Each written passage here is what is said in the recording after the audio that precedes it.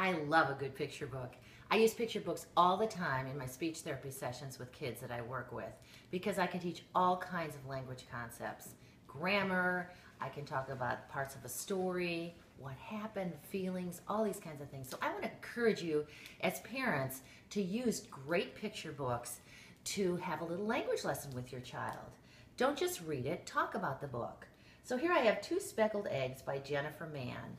I also like to talk about little facts about the author and illustrator that are included in the book. So here we find out that this is their first book where she was the author and the illustrator. What's an author do? What does an illustrator do? She was an architect before. How would she go from an architect to an illustrator? That's a high-level thinking question.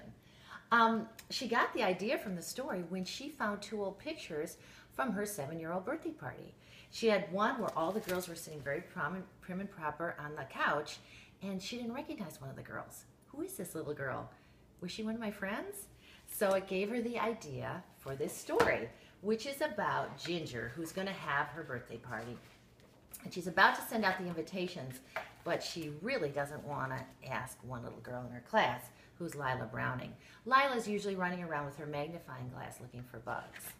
So she's the type, she was weird. She smelled like old leaves. She didn't talk much, and she even brought a tarantula in a pickle jar for show and tell. Blech. That's disgusting. Gross.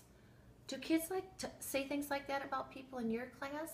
What can you do to change that so they're not talking that way to someone? It's such a great story about acceptance and friendship, which we can relate to our child's experiences. Her mom, Ginger's mom, of course, said you have to invite everyone to your party.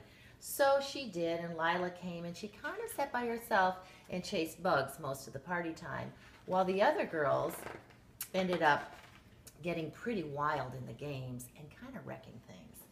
Ginger just didn't like, "You're wrecking all the games," she said. So, and then of course the cake wasn't interesting to the little girls, except for Lila, who just loved the silver and gold cake. Finally, Ginger says, maybe none of them would have been a better party after all. How did she feel? Let's use words to describe these characters. Help your child get in their character and say, gosh, that would be really hard.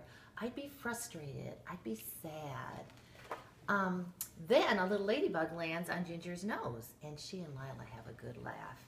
And that starts the beginning of a wonderful little friendship. The other girls weren't so interested. They wanted their present to be the focal point.